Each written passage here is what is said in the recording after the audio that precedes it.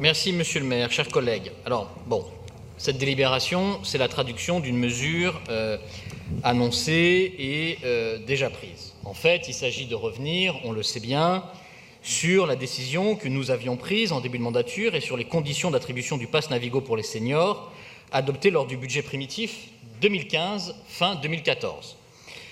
D'ailleurs, sans qu'il y ait eu un état des lieux, une évaluation critique ou au contraire soutien, etc., qui viennent étayer cette mesure ou justifier cette nouvelle position, mais visiblement, les annonces ne sont pas terminées. J'ai l'impression, en tout cas, que ça n'était que la première d'une longue série, ce que nous pouvions d'ailleurs pressentir déjà à ce moment-là. Alors, sans revenir sur le fond de la décision, moi, je rappelle quand même qu'il faut essayer de tendre vers une plus grande égalité territoriale, et cette mesure est peu cohérente par rapport aux retraités concernés de la même façon qui vivent dans la petite couronne, et qui se déplacent à Paris. La question de la mobilité est au moins d'ordre métropolitain, en fait régional, mais par exemple, si vous prenez votre métro aux portes de Bagnolet, si vous habitez du mauvais côté, vous n'y avez pas droit. Si vous habitez du bon côté, c'est-à-dire Paris, vous y avez droit, mais dans les deux cas, vous prenez la ligne 3, quoi. Bon, donc, c'est quand même, à mon avis, la question des aides sociales qu'il faut reposer. D'ailleurs, cette mesure n'avait pas été proposée, évoquée, débattue lors du budget qui avait été adopté, si je me souviens bien, 15 jours avant l'annonce. Donc, le décalage entre l'annonce de la mesure et l'adoption du budget était quand même particulièrement faible et, en tout cas, pouvait évidemment susciter des remarques et des réflexions. Moi, je pense qu'il faut agir de manière globale, concertée, au niveau de la métropole et de la région, pour tourner ces aides sociales vers davantage d'efficacité, de cohérence et de solidarité.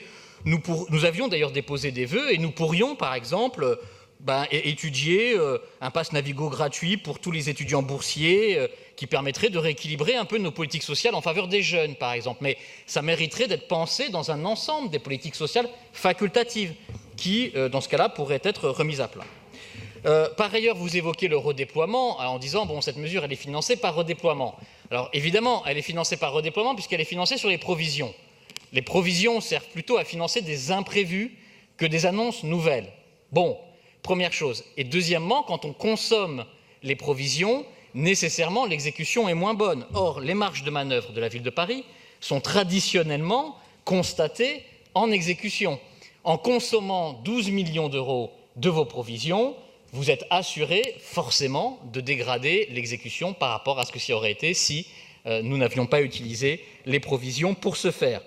Et maintenir les marges de manœuvre est évidemment important. Bon, comme il s'agit d'une ratification d'une décision déjà prise, le groupe démocrate et progressiste s'abstient, puisque de toute façon, ça ne fait que traduire budgétairement une annonce qui avait été faite de façon unilatérale par la maire de Paris lors de ses vœux.